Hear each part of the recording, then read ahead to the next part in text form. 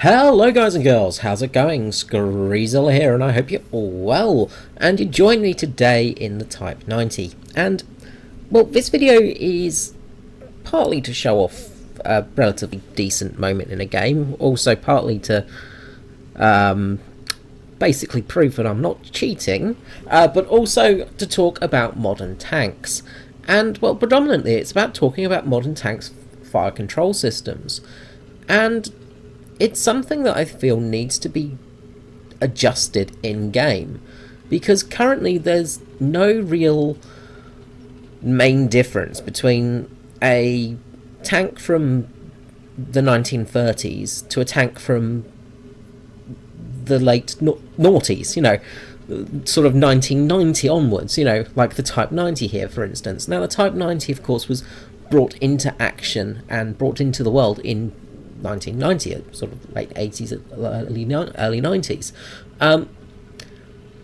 But the big thing is at the moment we're playing these tanks the same way you would play a tank from basically even the First World War, and we have some tanks which are basically just First World War era tanks, and it is a big problem for basically the game and the way these vehicles work. Now, of course, you have got things like the laser rangefinder on these tanks, and that does make a big difference.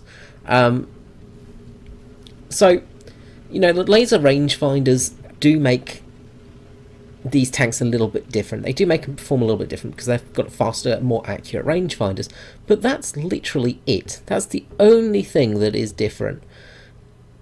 You've got slightly faster projectiles, and you've got basically it. You've got a slightly better zoom on your optics as well, but that's all you have. Now, realistically, with these tanks, you have advanced fire control systems, and what that means is your commander is also looking at everything as your gunner, so as well as the gunner. So the gunner and commander work together. So it's a hunter-killer operation system. Now, right here you'll see I'm sort of scouting around and looking where shots are firing out from, looking where shots are ringing out, and just seeing what I can spot here. Now, of course, I wouldn't normally have the name tags on in-game, of course, because this is a replay. We can actually see the name tags when the tank is sort of visible somewhat. Anyway, so the fire control systems of these tanks are so very advanced, and what they can do is allow you to basically track multiple targets at the same time. They can... Look at this guy shooting off his machine gun. Now, this is the guy that... this guy got very salty with me and actually reported me for cheating. Because apparently he said that I shouldn't have been able to see him or kill him. As you can see, I was having a lot of trouble actually killing this guy. But how did that bounce? But him firing off his MG and cannon really did make my life a lot easier to spot him. So yeah, this guy got very salty about the fact that he got killed and actually tried reporting me for cheating, which is just hilarious. Anyway, just wanted to get that out of the way. So the Leopard 2A4 up there, and just going to see if we can get some sort of shots off on him as well. Now, with these advanced fire control systems, they basically allow you to... Just a little bit high there on that T64. They basically allow you to track multiple targets. And, well, in-game, that could possibly work like the scouting mechanic. When you've got sort of multiple targets... Now, I'm just sitting here, I'm just going to reverse back a little bit and using this embankment just to give me a bit of protection. My armor's going to give me plenty of protection as it is in this point. I'm pretty much hull down. But these tanks have got such advanced fire control systems. Basically, you point it to what you want to shoot, and then the rangefinder is pretty much working automatically, much like it does in arcade mode. And basically, if you've got a target sort of selected and sort of on there, which your commander would have done, basically the gun will work itself out. Now, of course, that does take away some of the skill. Now, again, speaking of people getting salty, there's you might just have noticed it. There's a Leopard 2K just sitting there just over the embankment over there, and finally spotted this guy and decided to see if I could poke up and get some shots on him. So it's absolutely visible by me. Got a side shot on this guy. Try for the shot, go straight through, of course. Go straight through the side where his ammo is and don't kill him. And of course, because it's a 2K, I can't actually kill it. I should have just switched to my Heat FS here. Just typical though. But just dipping the shots in behind the... just back down below the hill there. But the thing is, these vehicles have got such advanced optics that, you know, basically you can have your gun pointing one way and your commander could be watching something completely the opposite direction. Then your commander could just go, nope, we're switching this target, the gun will switch around and then fire at that target. And I feel like that's something that needs to be implemented in the game because, as I said, the current system of basically point and shoot is really... Well, there is skill involved, of course, because you have to know your distances, you know, you have to know your drop-off, you have to know the velocities and stuff like that, and, you know, it does take a lot of skill sometimes, and there are some extremely skilled players with abilities to drop their shot behind embankments and things like that. But these modern vehicles don't really have that. These modern vehicles are designed to basically be run by a computer. The people in there are just pretty much secondary objects. They're just there to click the buttons. The tank is actually doing the majority of the work. And the other big thing for these tanks is infrared and thermal optics. That is a huge part of the tank. Now, the thermal optics would completely revolutionize and change gameplay. Now, it wouldn't necessarily be good, because of course it would make things a lot harder, because, you know, right now, for instance, on that hill there could be 5 or 6 tanks just sitting up there and you might not notice any of them, but when you've got thermals you'd be able to see every single one of them if they're running. Having the ability to maybe switch the tank on and off could be a very good good way of playing with that sort of feature. So for instance, you know, if you switch the engine off, then your heat signature is lessened, of course. Now, there still will be heat signatures, of course, and a lot of tanks actually go to many lengths to hide their heat signatures and things like that. But it would bring a whole new feature to the game. The other thing with that is you could actually have it so that night battles would actually have more of a purpose. I absolutely didn't see that Leopard 2K there straight away, of course. As I say, with RB, you know, sometimes it is hard to spot vehicles if they're not shooting. So you do have to really keep your eyes open. But with night optics, say, or thermal vision, only in gun view, it would mean that people, you know, it would be a pretty balanced system unless you were basically sniping, which basically is top tier at the moment. Anyway, top tier is not... Hello, there we go, we can just spot that 2K there. Now, nice, easy shot there, straight through the turret, and that is him out of action. Okay, good job. So that's the second kill so far, and there's 1 assist as well. But basically top tier tanks is just that, it's just who can snipe who first. You know, there's not really much close quarters gameplay. You know, some maps there are, but majority of it is this sort of flanking and long range shot aspect, which, you know, it is a bit dull and it does really affect the gameplay. But having, say, thermal optics and you know, maybe a targeting control system in tanks that actually had it, so, you know, it would make some tanks a little bit better than others, of course, because some have better fire control systems, but the majority of these tanks from this era are pretty much all the same, and they've got pretty much the same equipment.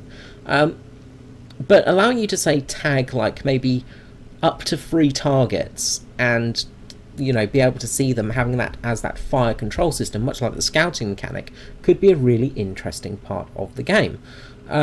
It would mean that these... I see a bush there that looks a little bit suspect, but it would make these tanks very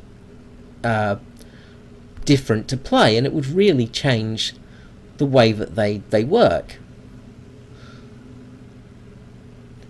Now, we've got the guy here again coming up that has reported me as a cheater. So, yeah, I'm just finding it funny just watching this replay. So I'm just really coming around, just keeping an eye out, not looking around, keeping eyes open, but, it's very hard to see people in these bushes. Of course, if you've got, say, a infrared camera or thermal optics, you would, of course, be able to see these tanks through the bushes.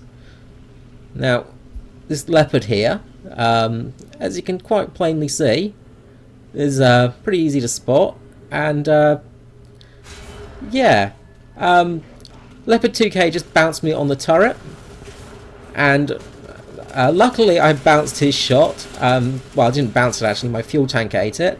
But yeah, this guy claimed that I was using hacks and cheats apparently. If I was, I probably wouldn't have bounced that first shot. But having that sort of optics available to the vehicle would really change the meta of gameplay. It would really make a difference, and some tanks would really be a lot different to play, but also things like night battles would be a lot more interesting. You could actually have proper night battles, maybe have a sort of night vision for the driver, but it's a very limited area, but mainly your night vision or thermal vision is just through your gun sights, so through scopes, which would make it very balanced, I feel, because one of the biggest problems, of course, would be balancing something like that. And of course, it would be quite interesting and really bring a change to these modern tanks. It wouldn't just make them feel like basically just like playing a first-person shooter, but just having wheels and tracks instead of feet. Because at the moment, that's all it really feels like. Now, for classic tanks, that's perfectly fine. World War II era tanks relied on actual optical sights rather than advanced computer control systems, whereas these modern tanks do really rely upon it. The other thing as well is you could possibly bring back friendly fire, and the only way that you could see friends, a little bit like Simulator, I guess, and Simulator does have it, of course, but Sim mode, you'd have to designate your targets, make sure you actually can recognise friend from foe. That system I doubt would be implemented because, again, griefers take advantage of it, but they've got a lot of SPAAs over there. There's a Kugelblitz, and same guy again. Sorry, not a Kugelblitz, a Whirlbly Wind. But same guy again that claimed I was cheating. And again, as you can see, my massive cheating hack skills here are letting me get all his targets on shot. I decided just to go for the horrible ZSU there.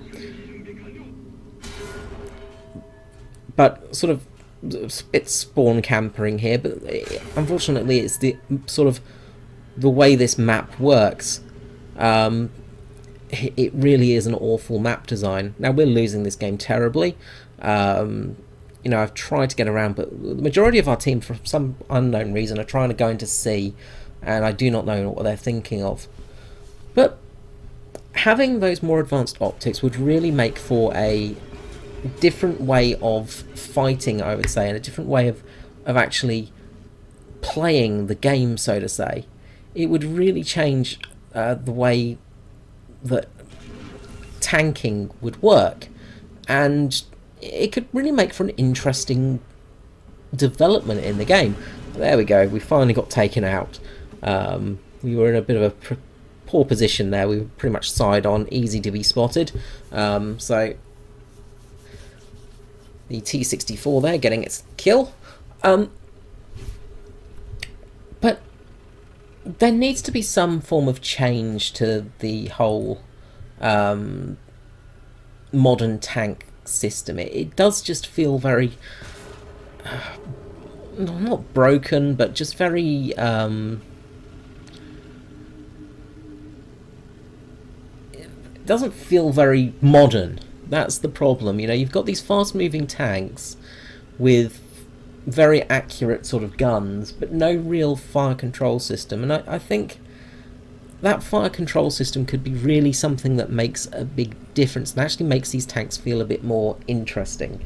And it wouldn't just be these super modern tanks. And I'm going to end the replay just here, just because, well, nothing else really happens in this video. It's a bit of a long, boring one. The majority of the action has just been done there. So what we're going to just look at now is actually view from an Abrams. I apologise about the squeal and squeak you can hear on this, but here you can actually see the Abrams sort of gun sight, and this is looking at it through the thermal ports, and it basically looks like a video game. Now, that's basically what these modern tanks are. They're just like a video game. You know, the rangefinder is pretty much working itself straight away.